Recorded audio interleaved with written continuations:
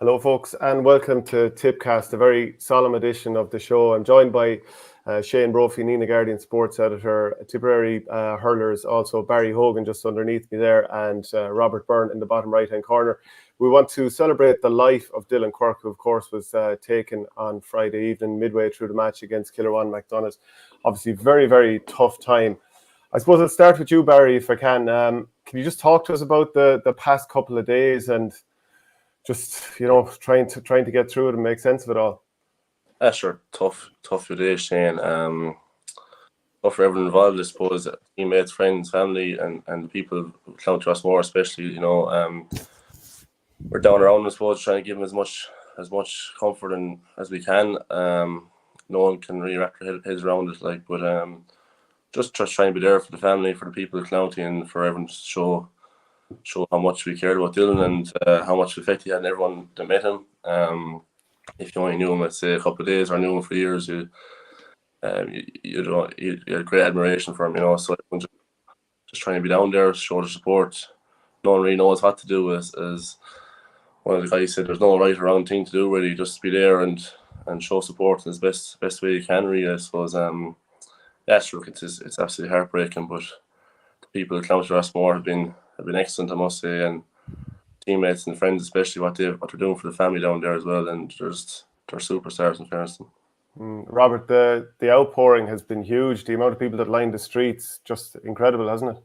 Yeah, I suppose the support be shown towards the family and his local friends over the last couple of days has been unbelievable. Like the pour in from Saturday morning to Monday and onto yesterday was unbelievable. Thousands flown in, and it really shows the type of person Dillon was and the respect people had for him.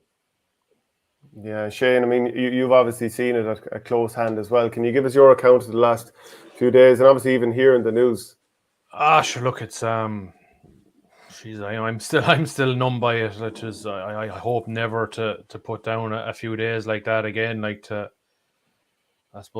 think of, a young man taken so soon, but in that sort of way too, and it was.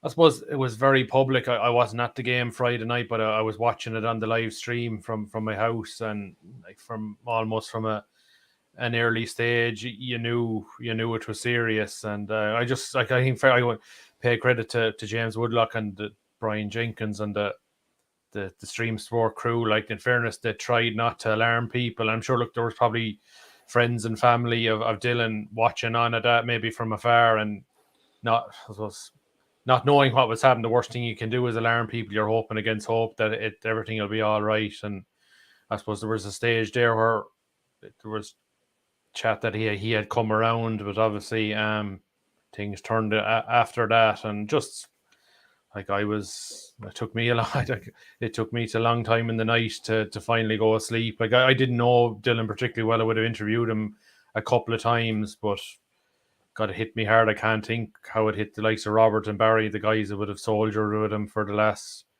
6 or 7 years with the county, and then the guys in Clonoulty who would have maybe hurled him to under 5 or under 6. It was unbelievable. Then to go down there on Monday evening to the wake, and just the thousands upon thousands of people that came through, and just all the little symbols. I think, and Shane, you said it beforehand, and it hit me that the sod from Semple Stadium outside the front door was the thing that really got me. It's just a simple symbol, but it just painted the whole picture. Robert, can we just talk about the person that Dillon was? What sort of character was he? Yeah, I think look, from the stories being told over the last couple of days, I knew an awful lot of the stories, and a lot of players did, and some of the stories his family had never known, and it really did put them at ease hearing these stories about Dillon and what a character he was. He came into the dressing room and he was the absolute life and soul of the dressing room. He did look like a bit of a cheeky chappy, did he? He was, yeah. Yeah. His uncle there, Andrew, kind of has him down as a rogue, but the rogue he was an unbelievable, angel of a rogue. He put a smile on everyone's face every night he came in, whether after getting dogged out there or whatever. He'd be still at the end of the training, he'd be roaring. I remember one time we were doing a session down in Setanta there, and everyone was out on their feet.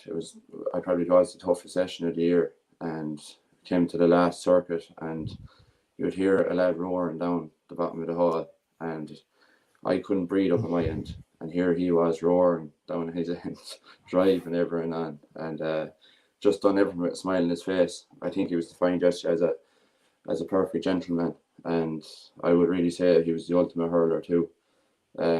He stood behind me in 2018 in a parade, walking behind.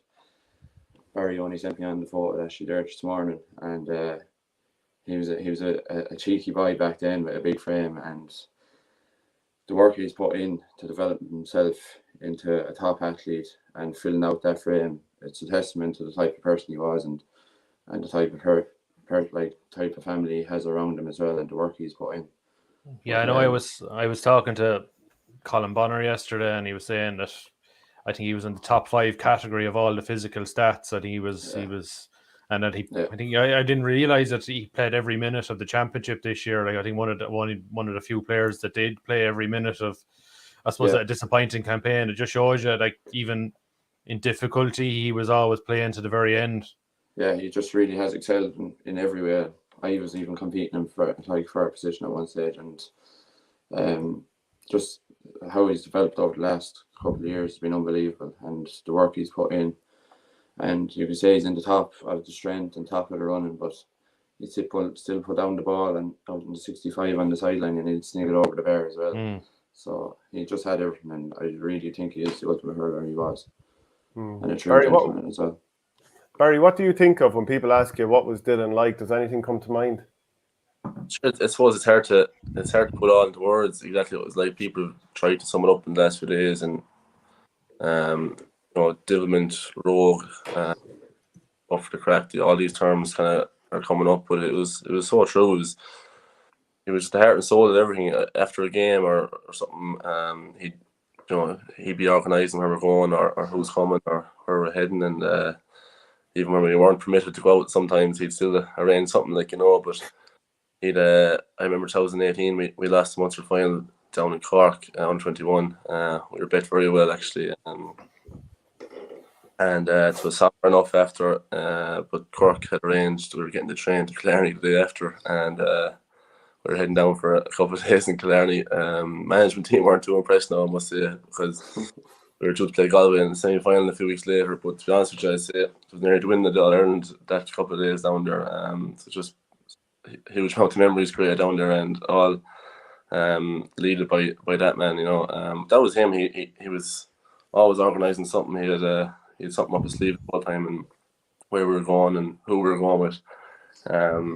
But that aside, he was very, very dedicated as well. His hurling was number one always, and he had a perfect balance of having the crack and being in the best shape he could possibly be. I saw a picture of him there after 2018 county final, and he was still he's a fair athlete then, but the transformation in the last 3 years has just been unbelievable. He's filled out to an absolute unit. I think he took a break from the panel there in 2019, went away, and came back last year, 2020, and he was just an absolute unit. And he let you know too when he put you aside, and he reminds you all into the dressing room, not to come near him again, that sort of thing. So, but he was just so dedicated. Gym, hurling, diet, everything, sleep. He nailed everything, ticked every box, and was still able to enjoy life at the same time as well. Yeah, it sounds like he had the right balance between having the crack and really focusing on his trade of hurling. Yeah, absolutely. He just, and as Gooch said there, he everything with a smile on his face. So if it was gym, if it was a dogging session, he'd be letting out his little phrases, his little nothing be an issue. His motto was no issues. Was his motto, So that was always the fore. We were playing Limerick there this year, warming up in the field, and big Limerick roar when the crowd came out, and that died down. When the Limerick players came out, a big roar from the crowd, and we were pucking a few balls there, and all we could hear was this roar going on, and looked over here was Quirke kind of giving himself a few woos and a few roars, or he was getting himself up for it and laughing the way he was. And he had a great game that day. He went out and he gave Will O'Donoghue a third time that day. he went about his business, you know, just laughed through it, smiled through it, went out and done it, you know. Yeah. Shane, he was very impressive, like one of the real bright spots for Tipperary this year.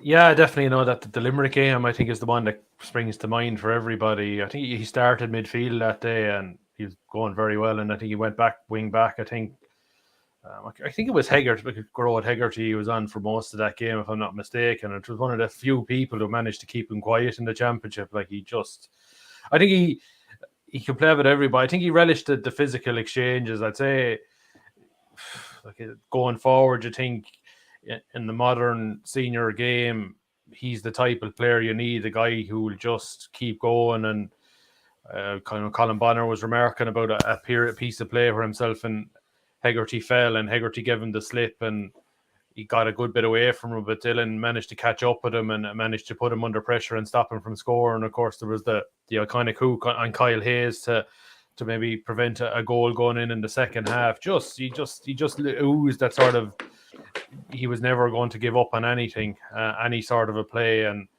like I said, I think the iconic performance for me was the 2018 county final, where 20 years of age, he nearly, well, I think Timmy Hammersley was most people's man of the match there. Dillon won the cup big freeze in the second half, which Timmy converted. He nailed a couple of sideline cuts. He just, for 20 years of age, and probably was, I would say, the biggest game of his career. Like when you're hurling for your club, that's the biggest. And when the pressure was on, he was the one that stood up. And I just said that was the day I said, this guy is something we could really build on. And I'd have no doubt if he didn't have that bit of an issue at the end of 2018, he would have been on the Tip senior panel in 2019, and he would have had an All-Ireland senior medal to his name. I've absolutely no doubt about that. And if he was still with us, he'd be one of the guys to the forefront of hopefully getting our next one, hopefully over the next couple of years. Yeah, Michael Horgan says Dillon was a fine hurler. He'll be missed. River Power says they should put Dillon's word up in Semple Stadium somewhere. I waited all my life for this. It's a dream come true. That was after a league game in 2020. I think it was just maybe a month before the pandemic started, and he made his debut and scored 4 points in a brilliant performance. We're number 15 that day against Waterford, yeah, and he was talking about having to take the year out due to myocarditis and how great it was to come back. But Robert, can I ask you, what's your first time ever coming across him, whether it was playing against him or an underage team with Tipperary maybe when you were younger? Yeah, I suppose it probably was. He was on a minor team in 2015 with me. I know he was a year younger and stuff, but that would have been my first encounter with Dillon. And ever since then, through the bond he has with everyone, whether you're the quietest lad on the panel or the loudest, he'll bring you in around him. And that excelled on then onto the under 21 and then onto the senior. So, look, I'd say a lot of the lads have been the same. He's great friends with everyone our age and everyone ages above us.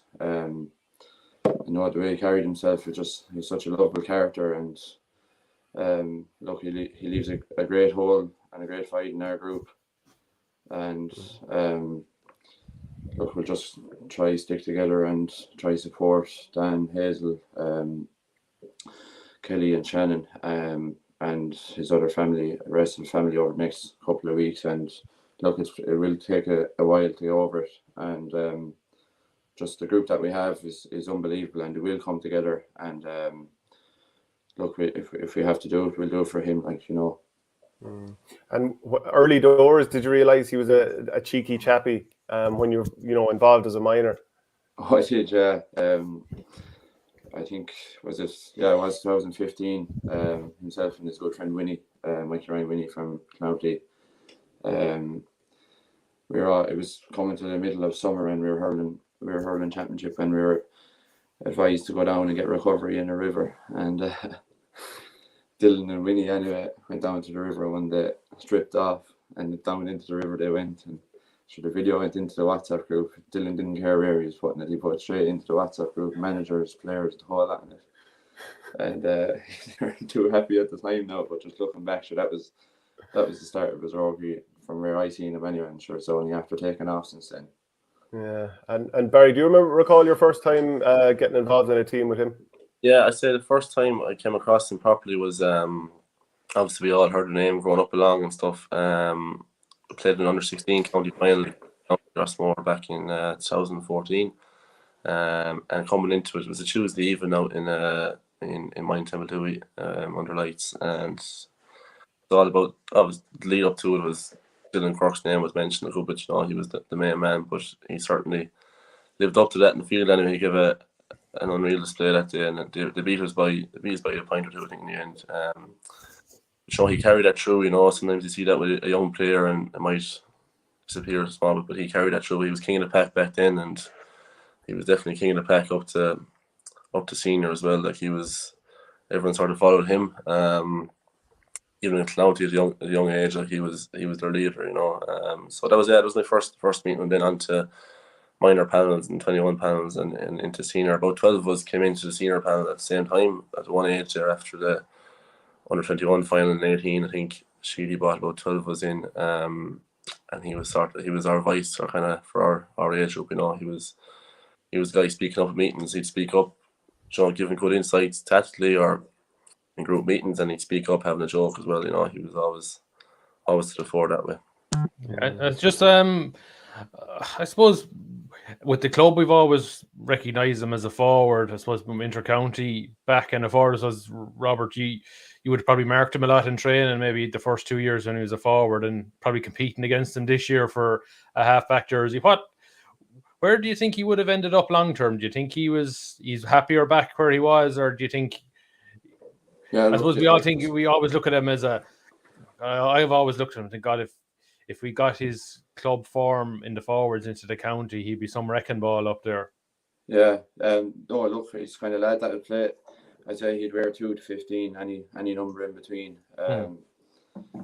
Look, I always would have seen him, like I would have seen him as a back, to be honest. And I know he does absolutely immense work for his club up in the forwards, and they thrive off him up there. Like he brings everyone in around him up there, and the work he goes through. But the way he's developed his strength on his body and his athleticism over the last couple of years, I suppose he is the ultimate kind of halfback, isn't he, or a midfielder? Like the work he gets through and the tackles, and like you could tell him go out there and mark a lad for 70 minutes and he won't leave his side.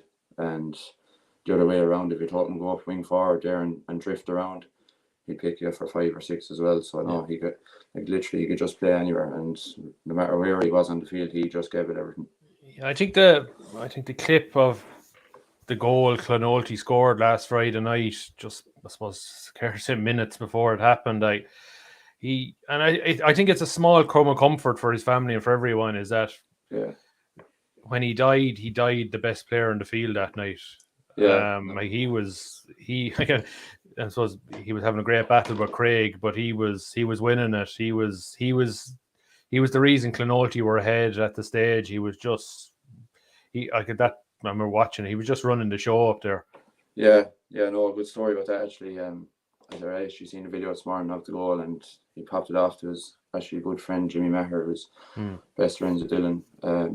And no, Craig was only telling me the other day he tried wrapping him up in the tackle and he held his arm, and Dillon, I don't know, did he throw it or hand pass it out anyway to Jimmy? Jimmy slotted it, but Craig went running to the ref, and all of a sudden Dillon comes along his side anyway, looking into his face, winking at him, saying, "Nice little throw there, Morgan." Yeah, so no, it's even in the middle of it all, like he was still laughing with his teammate there, like, and even though they were having a serious battle, like.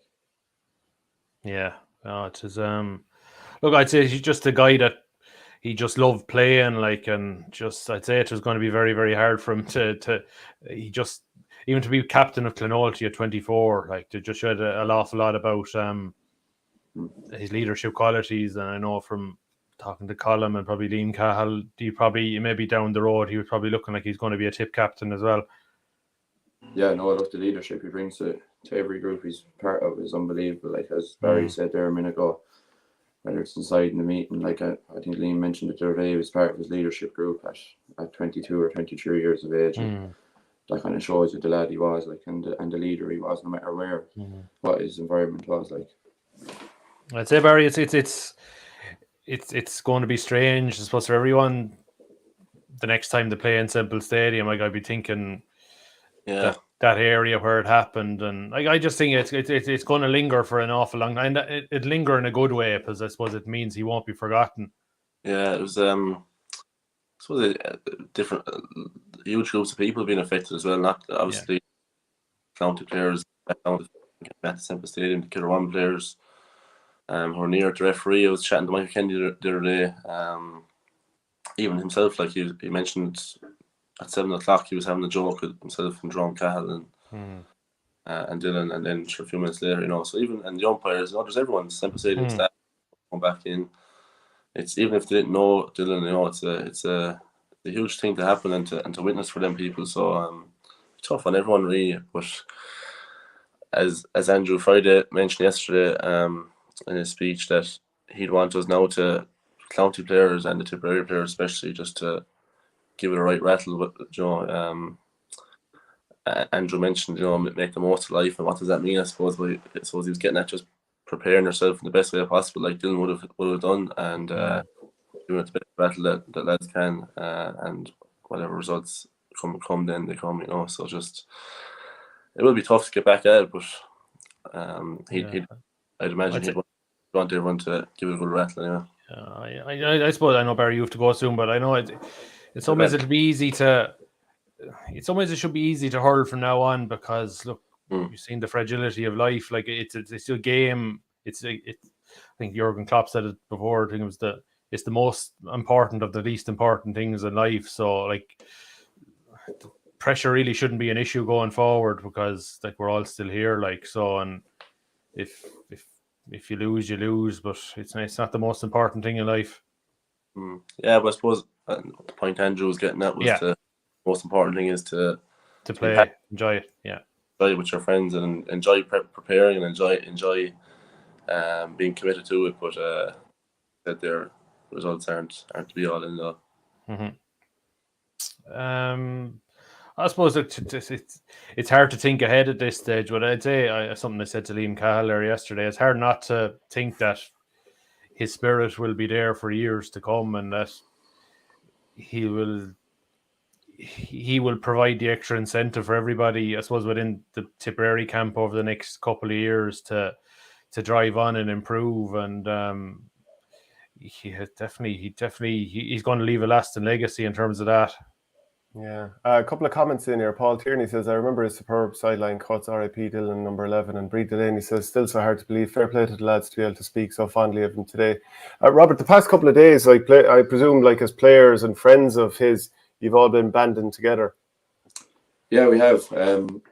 Actually, look, when we got the terrible news on Friday evening, good lot of the group got together. We headed off for Thurles on Friday night and kind of all sat around the house and comfort with each other, and that led into Saturday, and then a great gesture from the family on the Sunday to come over to the house and spend your last few hours with Dillon. And I think we were there for 5 or 6 hours maybe, and just what the family done for us was unbelievable. Like, they were so comforting, and they put on a great send off for Dillon. And that obviously Sunday was very tough. Again, then Monday called around for a while, seeing the massive crowds. Like, it was unbelievable to see the amount of people there for Dillon and his family. And then obviously Tuesday again yesterday, and to see the crowd that turned out for him was unbelievable. You see any kind of names there from all over the country, and just fair play to everyone in Clowney for giving them the send off that he deserves. And the parish down there are so close, and the parish and Dillon's family can be so proud of themselves of what they reared, and he definitely won't be forgotten anyway. He'll never be forgotten. Yeah, Barry, I know you have to head away and you've been very good with your time. Do you just any final thoughts from you on Dillon just before we let you go? Yes, look, I suppose a lot's been said about him and the type of character he was, but just to reiterate that he was such full of development, but he was a lovely fella as well, as Andrew said. At the bottom of it all, like he'd always up for the crack, but to never go too far, and to always be kind of fella, and that was shown I suppose the last few days with stories being told and what he got up to, involving everyone as well. There was no one, you know, there was, as Robert said there a few minutes ago, if you're the quietest in the panel or the loudest, you were in with the gang, you know, and you were in the travelling party wherever he was going, you know, it didn't really matter. So yeah, it was showing that. Sorry, I was going to take that story about the €2 coins. I was thinking, it was hardly Dillon's €2 coins. He probably got somebody else to pay. He's hardly that flush with the cash. What's this story, Barry? It's only last week. A bag of €2 coins. I went to his hotel there and bought a tube of super glue as well, and super glued the coins to the footpath. Had across the road in the car, waited for people to come along and try their luck and find a few bob on the ground, and went to pick it obviously and didn't succeed. The boys fitted them across the road in absolute stitches in the car. So that was only that big. That's just, and they're still actually had a bit of grubbing his there the other day, and there's still a few coins super glued to it. But is there? That's what he done, you know. That's just only he think of it, you know. I'd say maybe he got out of town Australia maybe or something like that. It wasn't out of his pocket.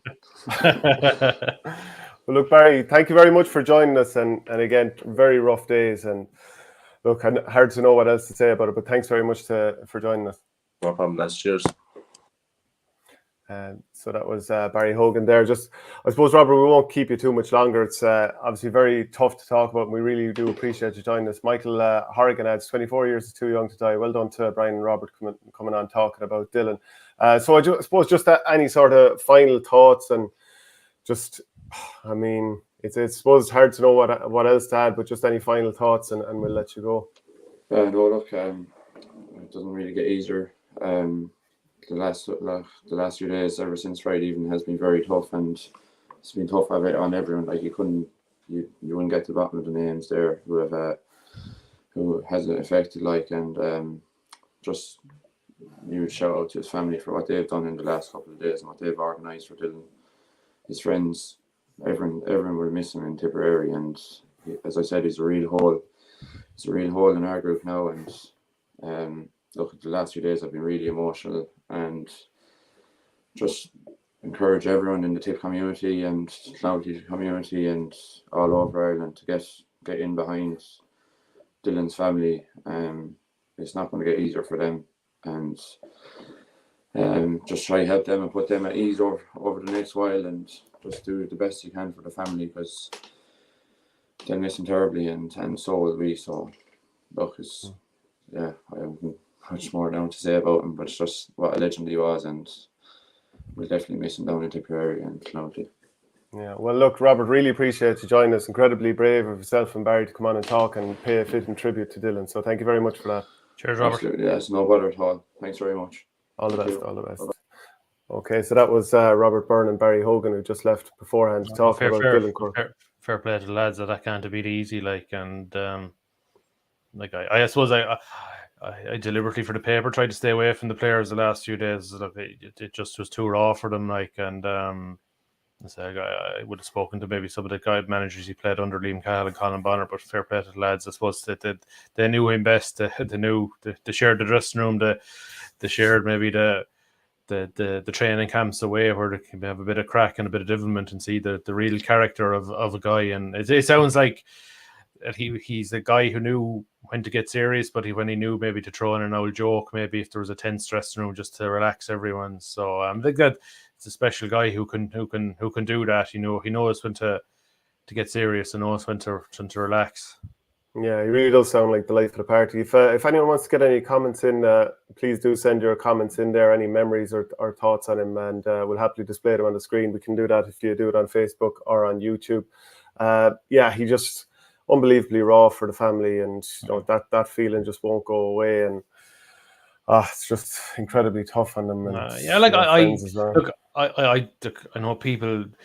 It's an overused phrase when somebody passes away, they'll never be forgotten, but literally Dillon won't be. I don't think anybody who goes to Semple Stadium now for a match over the next few years will not maybe look at the town end goal and not think of Dillon, and maybe the spot where they dug up the little sod that they presented to the family. I can't but think that maybe it'll be a different shade of green to the rest of the pitch going forward. Whereas it's just going to be so strange. And I'm sure there'll be things done over the next while to memorialise them. I don't know whether the Town End Terrace in Thurles has an official name.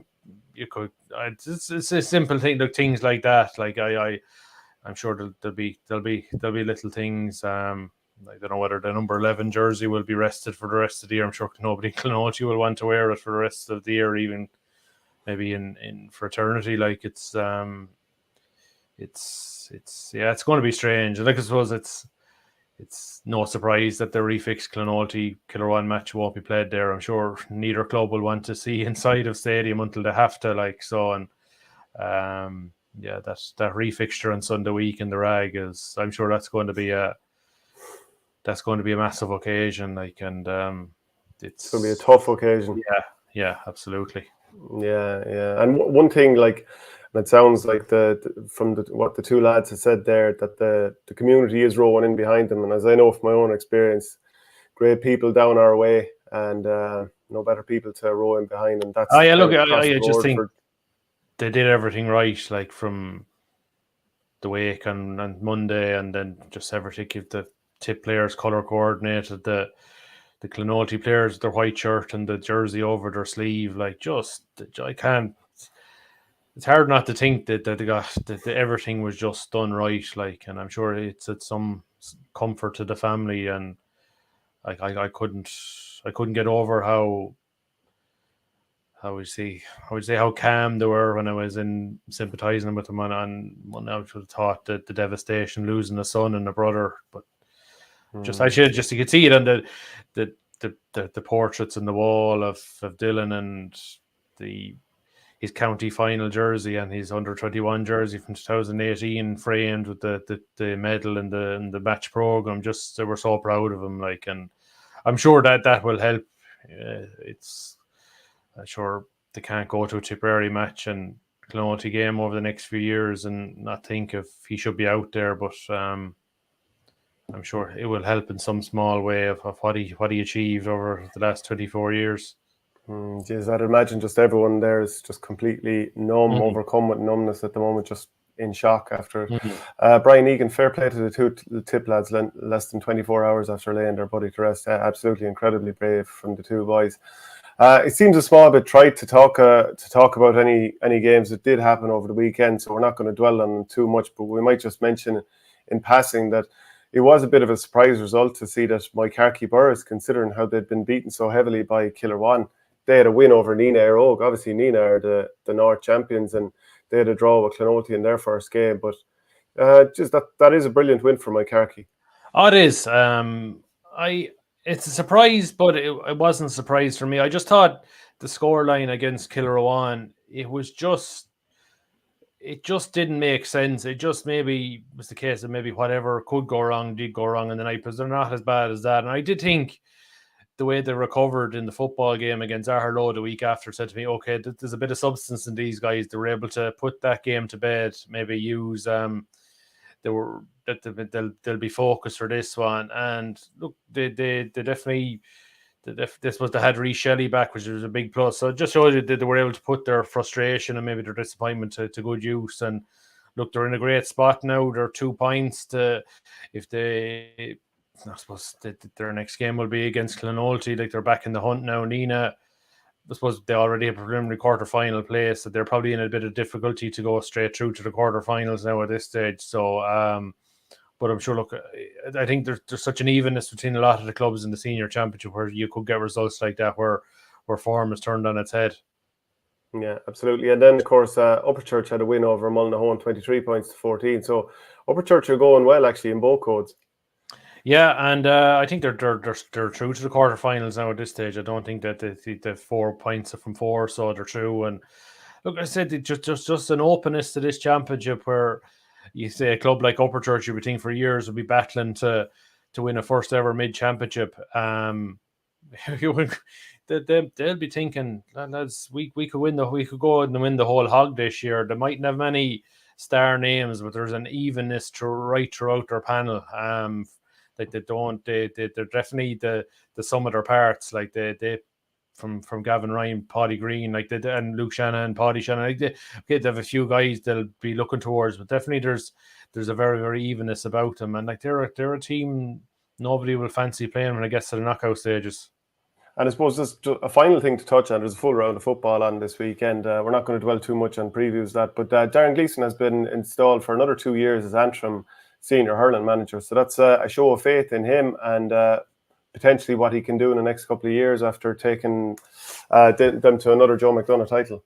Yeah, I think I know he was linked with the Waterford job. I suppose we are all these links, and we've seen what Kilkenny what links can do. I think some of it can be a smokescreen as well. But look, I think Darren will actually see it maybe next year as nearly being in his first proper year, because he's going back into the Leinster where he's going to have a proper campaign where he's going to have 5 Leinster Championship matches, not like just in 2020 where he just got 2021 where he just got the one knockout game they got against Dublin, like, and then into relegation, like. So look, I'm sure they'll get a proper run out. He'll get 2 of maybe 3 games in Corrigan Park next year where they could potentially, I'm not sure what the schedule, they could have Kilkenny up there, they could have Wexford, Galway up there. Like, that's just going to be massive for them. It's just a pity they don't have Casement Park open where you could be getting 15,000, 20,000 people maybe for a home game. And like it's the one thing I'm looking forward to next year with Tipperary is I think the National League schedule, I think Tipperary are scheduled to play Antrim away from home. So look, I'm sure there'll be a lot of Tip fans will be looking to get up there as well. So, and look, he'll be keen to build on the progress they've had. And I'm sure they'll be looking at it. Maybe could they sneak in? Like, you think Galway look, they're probably the leaders in the pack now.